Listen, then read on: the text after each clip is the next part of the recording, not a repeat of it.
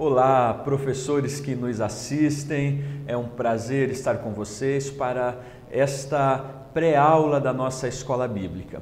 Eu sou o pastor Jason, coordenador geral da Escola Bíblica na cidade de Blumenau, na Igreja Assembleia de Deus. Pois bem, nesta nossa pré-aula, nós hoje estaremos falando acerca da obra salvífica de Jesus Cristo. A lição que nós estaremos trabalhando é a lição de número 5 e lembrando a você que nos assiste, é apenas uma pré-aula dando algumas dicas, algumas orientações e se você desejar o nosso material completo, nós temos ele no nosso site da Escola Bíblica. Aqui embaixo na descrição você encontra a indicação do site, é www.eb-blumenau.com.br. Ali está todo o material, tanto em PDF como em PowerPoint para você.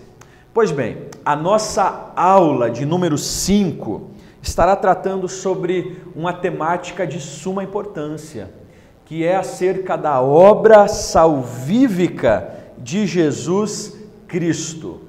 É um tema importantíssimo para nós estarmos trabalhando, principalmente neste ano de 2017 e de forma mais precisa no mês de outubro. Lembrando que nós estamos aí celebrando os 500 anos da Reforma Protestante, onde está sendo celebrado por todas as igrejas reformadas. E aí é importante você, professor que me assiste, se inteirar um pouquinho mais sobre as solas, sobre o movimento da Reforma Protestante. E eu deixei no material, em PDF no nosso site, algumas indicações de vídeos e artigos que você poderá estar fazendo download, assistindo, tendo um inteiramento e um aprofundamento muito melhor acerca da Reforma Protestante, acerca das 5 solas, acerca de todo este pensar que moveu a uma transformação, a uma mudança radical que ocorreu dentro da igreja. Ok? Pois bem, dentro desta lição, essa nossa lição de número 5 que você estará tratando, é de suma importância você enfatizar para os seus alunos acerca do significado da morte de Jesus Cristo e o processo de reconciliação que ocorreu entre nós e Deus, entre Deus e a humanidade. Então, basicamente, você estará trabalhando dentro desta linha e dentro dessa perspectiva na sua aula. Pois bem, o nosso primeiro tópico vai estar falando sobre o sacrifício de Jesus. E aí nós teremos 3 subtópicos. O primeiro subtópico vai tratar acerca do sacrifício completo. Sugiro a você que inicie realizando a seguinte pergunta dentro da sua classe: o que é sacrifício? E aí ouça os alunos o que eles estarão colocando, as pontuações deles. Posteriormente você pode então estar trabalhando que sacrifício, essa palavra teve origem no hebraico chamado korban, onde sacrifício significa aquilo que é trazido para perto e tem a finalidade de satisfazer o outro. Então, dentro desse subtópico, é importante você trabalhar acerca dos sacrifícios veterotestamentários, como eles eram realizados, a forma como eram realizados e, em contrapartida, diferenciá-los do sacrifício único e perfeito no Novo Testamento. Vale aí nós lembrarmos que dentro do Antigo Testamento haviam aí 2 categorias de sacrifício e dentro de cada uma dessas categorias usa então vários sacrifícios. Havia a primeira categoria que era os sacrifícios de pacto. Nesses sacrifícios os sacerdotes podiam se alimentar daquilo que era oferecido para Deus. Já a segunda categoria era o sacrifício de tabu. dentro desta categoria, o sacerdote não poderia alimentar-se daquilo que era trazido pelos ofertantes. Por quê? Porque era único e exclusivamente para Deus, deveria ser queimado na totalidade. É importante você trabalhar essas questões e enfatizar um grande detalhe. Que detalhe é esse, pastor? O detalhe de que todos os sacrifícios do Antigo Testamento, da Antiga Aliança, precisavam ser realizados anualmente, e estes sacrifícios, eles não tinham a possibilidade e muito menos a capacidade de tornar o ofertante perfeito, e não eram sacrifícios perfeitos. Havia todo um ritual, toda uma série de preparação, porém esses sacrifícios não eram perfeitos. Anualmente era necessário que eles fossem realizados novamente para Deus. É importante nós lembrarmos de Hebreus 10:1. Ora, visto que a lei tem sombra dos bens vindouros, não a imagem real das coisas, nunca jamais pode tornar perfeitos os ofertantes, com os mesmos sacrifícios que, ano após ano, perpetuamente eles oferecem. É importante aí nós fazermos esse paralelo. Antigo Testamento, todo um cerimonial, uma série de leis que são regidas pelos livros do Pentateuco, principalmente Levíticos, Deuteronômio, e são sacrifícios que eram necessários uma vez ao ano, ao mínimo, sendo realizados pelos ofertantes.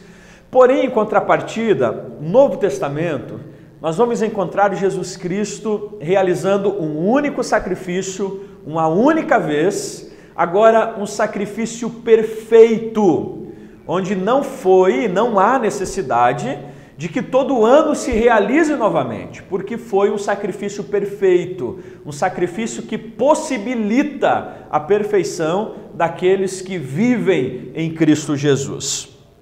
E aí é importante frisar que então a antiga aliança, os antigos sacrifícios, eles caducaram diante da nova aliança e do novo sacrifício ofertado por Cristo Jesus. Hebreus 8:13, é importante nós lembrarmos o que o escritor está fornecendo. Ele está dizendo o seguinte: quando ele nos diz nova, torna antiquada a primeira. Ora, aquilo que se torna antiquado e envelhecido está prestes a desaparecer. A ênfase aqui é que o sacrifício de Cristo é perfeito. Sendo assim, os antigos sacrifícios e oferendas tornaram-se antiquados e caducaram. Tá? Aí nós adentramos no nosso segundo subtópico, falando sobre o sacrifício meritório. Pois bem, uma pergunta interessante de trabalharmos na nossa classe é este: qual o propósito dos sacrifícios no Antigo Testamento? Quais eram os propósitos? Quais eram os objetivos? E aí nós vamos perceber que haviam pelo menos dois propósitos muito intrínsecos dentro dos sacrifícios do Antigo Testamento. O primeiro propósito era de louvor, de adoração a Deus. Já o segundo propósito era o ato de aproximar-se de Deus, com a intenção, com a finalidade de apaziguar a ira de Deus, de oferecer-lhe um sacrifício no qual então Deus tornasse favorável ao homem. Bem verdade que esse pensamento já permeava o nosso mundo antigo. Muitas outras religiões acreditavam que as suas oferendas, que os seus sacrifícios aos deuses os apaziguariam e os tornariam benevolentes para com eles. Então, a visão do Antigo Testamento era uma parceria e isso soava como um sacrifício meritório, onde o ofertante trazia, tomava a decisão de oferecer o sacrifício, em contrapartida, Deus se tornava favorável para com ele. Porém, justamente aqui vai residir um dos grandes diferenciais dos sacrifícios do Antigo Testamento para o sacrifício de Cristo Jesus no Novo Testamento. Por quê? Porque nós vamos perceber que na obra e no sacrifício de Jesus Cristo existe exclusividade. E nós vamos perceber que todas as obras ou méritos humanos são excluídos da obra de salvação e do sacrifício de Jesus Cristo. É importante nós trabalharmos lá dentro da nossa classe que é extinguido, que é removido todo o mérito relacionado à salvação. Novo Testamento, nós vamos entender justamente dentro desta visão o sacrifício de Cristo. Ele realizou o sacrifício perfeito, oferecendo-se a Deus por nós, ok? Nós não realizamos nada. E aí precisamos nos lembrar de alguns textos, Romanos 3:23, lembrando-nos do que Paulo declarou, que nós estávamos mortos. Uma pessoa morta pode cooperar? Em hipótese alguma. Então, se nós estávamos mortos nos nossos pecados e delitos, logo não poderíamos e não realizamos nada. Quem realizou todo o sacrifício perfeito, concedendo-nos a oportunidade de salvação, foi Jesus Cristo. Tá? Dentro dessa questão, é importante nós ressaltarmos que isso foi um dos pontos da reforma protestante e vai ser composto aí por uma das solas, Solus Christus, onde os reformadores vão levantar a bandeira contra a doutrina da Igreja Católica, do catolicismo, onde ensinava a possibilidade do homem cooperar com a sua salvação, através das indulgências, através das penitências, do Papa como intermediário e de todas as obras realizadas pelos seguidores. Os reformadores vão declarar: não, somente Jesus Cristo é quem pôde realizar a obra perfeita para a humanidade.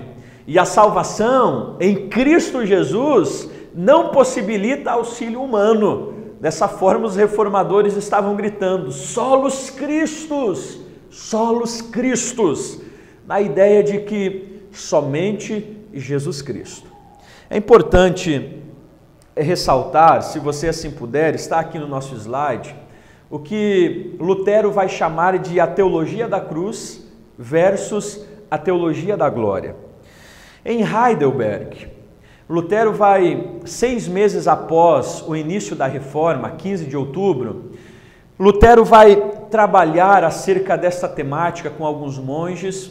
Segundo alguns especialistas de Lutero, este é um dos seus melhores escritos, onde Lutero vai fazer uma diferenciação entre a teologia da cruz e a teologia da glória, explicitando que o catolicismo havia adotado a escada da teologia da glória, onde através dos méritos tentava-se achegar a Deus. Dessa forma, Lutero vai inclusive pontuar Gênesis 11, a partir do versículo 1, na tentativa da humanidade de se achegar a Deus através da construção da Torre de Babel. Em contrapartida, Lutero vai declarar e falar acerca da teologia da cruz, e vai citar aí Gênesis 28, 11 ao 20, quando Deus constrói uma escada e agora desce até Jacó para dar orientações e diretrizes a Jacó. O que Lutero está declarando é que o catolicismo, através das obras, das atitudes, da religiosidade, das relíquias e de todas as ações humanas, estava tentando construir uma escada, que ele chamou da glória, para se achegar até Deus sem intermediário. E aí ele até vai usar uma expressão meio que grotesca, dizendo que o catolicismo tentava pegar Deus nu, na ideia de não ter um intermediário entre eles. Enquanto isso, a proposta é que isso é impossível. Nós precisamos entender que vivenciamos a teologia da cruz, onde Deus pôs a escada, veio até nós e deu-nos as diretrizes. Se você quiser saber mais sobre essa questão, lá no site vai estar um pouco mais detalhado sobre este movimento. E aí, dentro do nosso terceiro subtópico, você vai trabalhar sobre o sacrifício remidor. Aqui, seria importante você perguntar para os seus alunos quais rupturas o pecado gerou. Que rupturas o pecado trouxe? Quais foram as consequências do pecado? Ouça, é para estar fresquinho na mente dos seus alunos esta resposta, visto que no trimestre passado houve uma das lições que nós trabalhamos de forma específica sobre o pecado. Após, pontue para eles que houve a ruptura no relacionamento do homem para com Deus, houve a ruptura do relacionamento do homem para com o homem, do homem para com a natureza e do homem para com os animais. Então houve uma ruptura global que atingiu todas as áreas da existência humana. E dentro deste ponto, o que você vai precisar trabalhar é que o sacrifício de Cristo veio com uma proposta de remir, ou seja, de restaurar esta comunhão que havia sido rompida. Então, esta ruptura, Jesus Cristo trouxe a proposta de reconciliação. E aí precisamos lembrar-nos das palavras de Paulo. 2 Coríntios, capítulo 5, versículo 19. A saber que Deus estava em Cristo, reconciliando consigo o mundo, não imputando aos homens as suas transgressões, e nos confiou a palavra da reconciliação. Deus estava em Cristo, reconciliando consigo o mundo. Então é importante e é muito lindo esse texto, dentro dessa declaração de Paulo, que é Deus quem reconcilia consigo mesmo nós, a humanidade e o mundo na sua totalidade. Finalizamos esse primeiro tópico. Perceba que é um tópico extenso, nós precisaremos ter o cuidado com relação ao horário, tá? Porque ele é um tópico muito abrangente. Dentro do tópico 2 da nossa lição, nós trabalharemos sobre a nossa reconciliação com o Pai. Eu sugiro que os dois subtópicos você trabalhe eles juntos para que não se torne muito maçante. O fim da inimizade e a eliminação da causa da inimizade. Uma pergunta interessante para você iniciar dentro desse tópico é a seguinte: qual era o nosso estado e a nossa posição diante de Deus pós-queda? Como e onde o homem se encontrava pós-queda? Ouça com muita calma, escreva se você tiver um quadro, instigue os alunos a responderem essa questão. Posteriormente, lembre-os de Romanos 5:10, Paulo declarando que nós éramos inimigos de Deus, estávamos em uma posição com inimizade com Deus, com a cruz, com Jesus Cristo, mas que fomos reconciliados com o Pai. Então, é importante nós frisarmos que a reconciliação, ela vai mudar o status e o local. A palavra por si só significa isso, mudança de status e de local. É a ideia de inimigos, agora mudou-se o status, nos tornamos amigos. Mas não apenas o status, mudou também a posição. Estávamos em uma posição de inimizade, agora, mediante o sacrifício de Cristo e a reconciliação que Deus realizou em nós e consigo mesmo, nós fomos colocados em uma posição de amizade com Deus, tá? Então, frise o nosso estado de ruptura, distanciamento, inimigos, mas o sacrifício de Cristo reconciliou-nos com Deus. Romanos 5:11, olha só o que diz: e não apenas isto, mas também nos gloriamos em Deus, por nosso Senhor Jesus Cristo, por intermédio de quem recebemos agora a reconciliação. Tá? O sacrifício de Cristo possibilitou isso. Outra questão, e aí aqui muito séria, que nós não podemos nos equivocar, está relacionado à salvação. porque esse tópico vai trabalhar sobre a salvação, a conversão, a santificação, que são processos que vão acontecendo na vida do homem. Qual é o equívoco? Nós não podemos, em hipótese alguma, está aqui no slide, nos equivocar entendendo que a salvação, ela é uma ordem ou estágios sucessivos. Existe uma linha teológica de interpretação que vai trabalhar dentro dessa direção, que há estágios, que são sucessões. Então, Deus o alcança, você nasce de novo, passa pelo processo do novo nascimento, é o primeiro estágio. Aí você vai para o segundo estágio, o estágio da justificação. Passado esse estágio, você iria para o terceiro estágio, que seria o estágio da santificação, e aí sucessivamente. Então a ideia seria em que o estágio que é o posterior vai anular o anterior. Então finalizei o estágio 1, eu vou para o estágio 2, o 1 está eliminado, e aí por diante. Isso é um grande equívoco, um grande problema.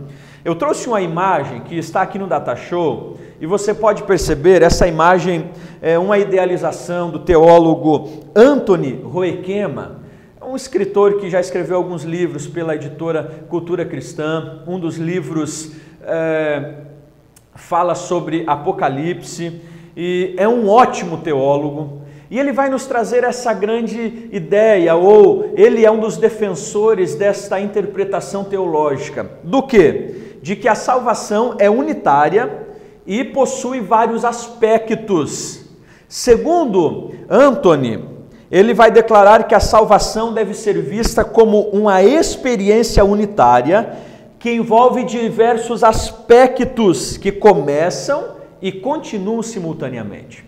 Então, segundo Anthony, ele vai dizer o seguinte: olha, todo esse processo aqui da salvação, tudo que aqui está, justificação, conversão, santificação, regeneração, perseverança, tudo isso não são passos, mas foi algo que aconteceu instantaneamente no momento da conversão e eles se expandirão diariamente.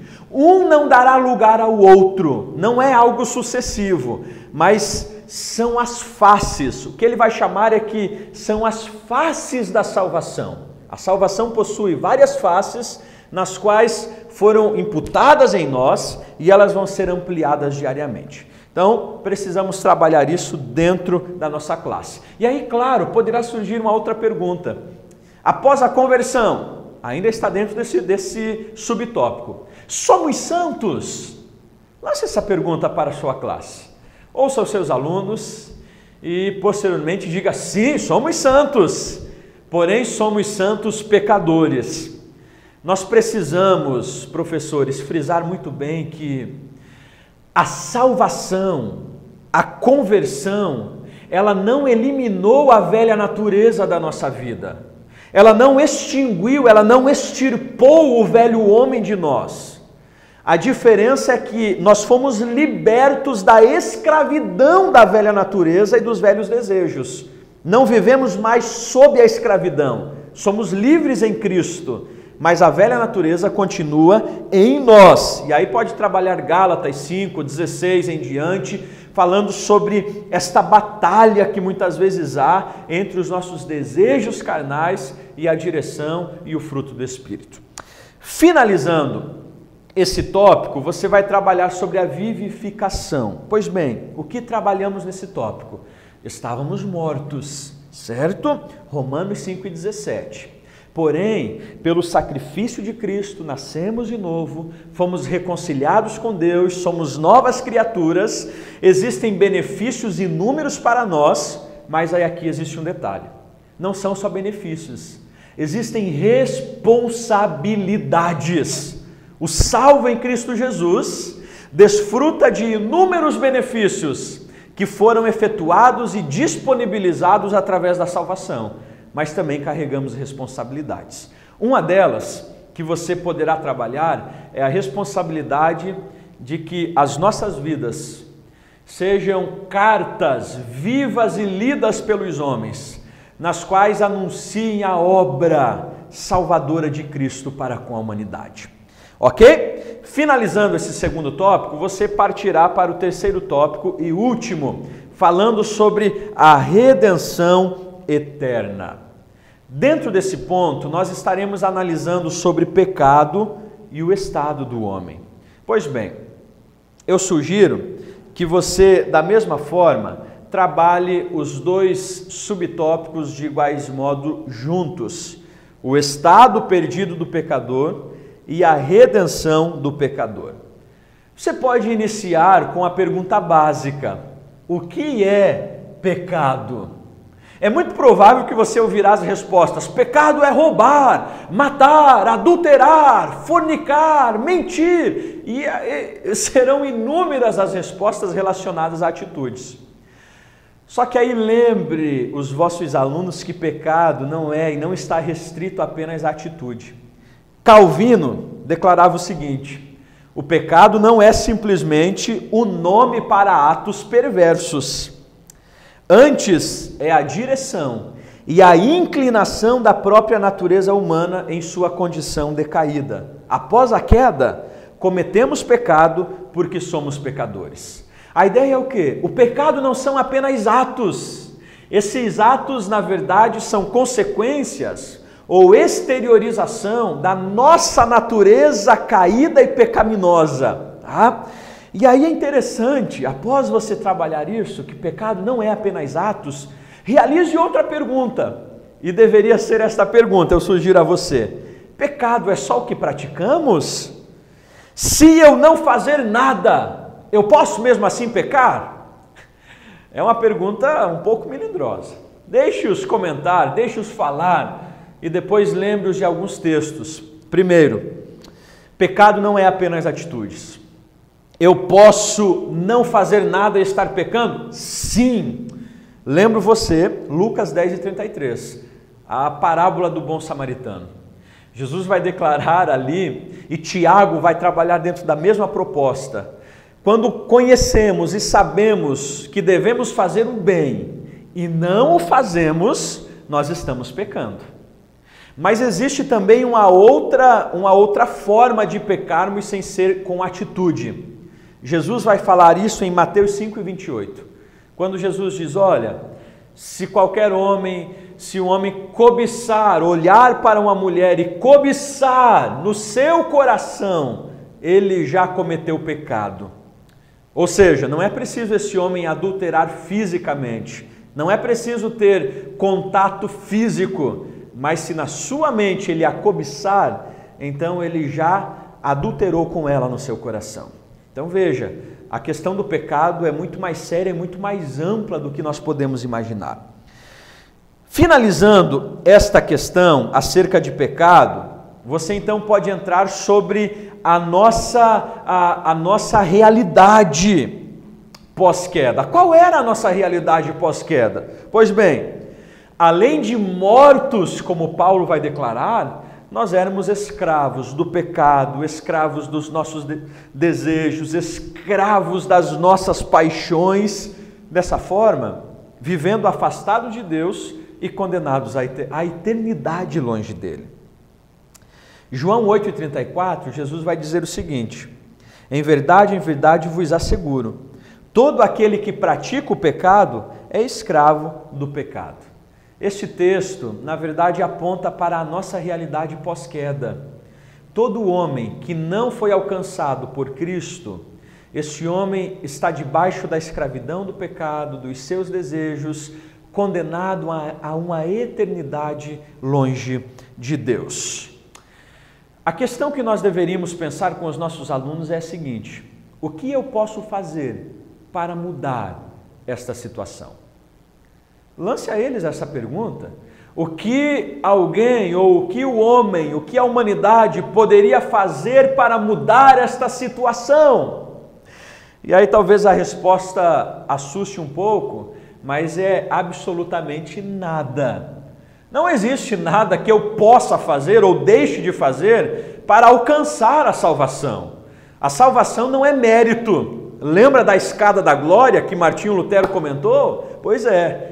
Eu não posso realizar absolutamente nada para alcançar a salvação, porque a salvação é uma obra exclusiva de Cristo na cruz do Calvário, realizada em nós, pelo e através do seu Espírito e da sua palavra.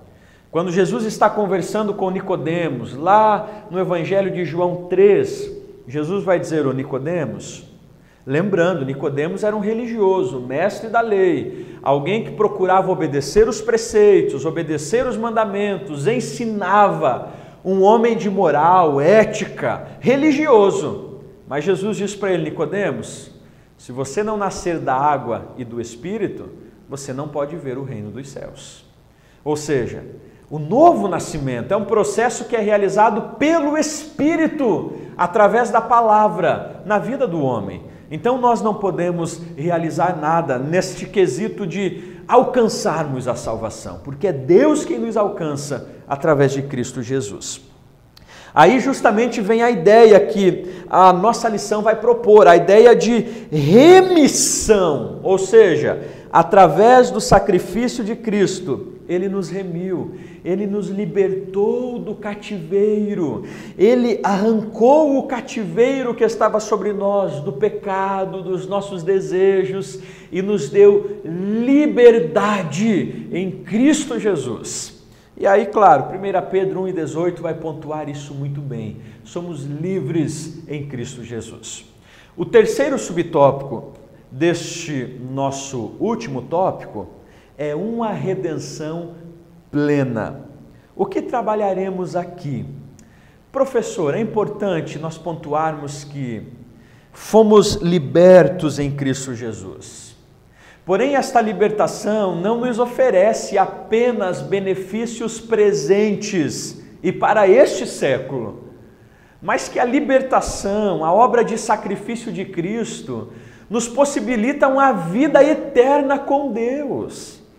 É importante você ler o texto de 1 Coríntios 15, 16 ao 20, quando Paulo vai dizer: olha, porque se os mortos não ressuscitam, também Cristo não ressuscitou.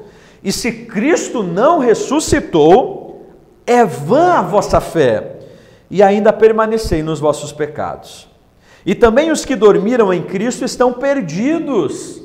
Se esperarmos em Cristo só nesta vida, somos os mais miseráveis de todos os homens.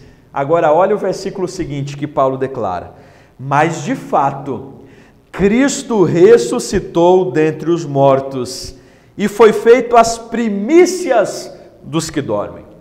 Queridos, a redenção que Cristo operou na humanidade, ela não abrange apenas uma libertação para o hoje e não nos alcança apenas com benefícios momentâneos e para o século presente, mas ela nos fornece a certeza da salvação eterna, de uma eternidade em Deus, por meio do nosso Senhor Jesus Cristo.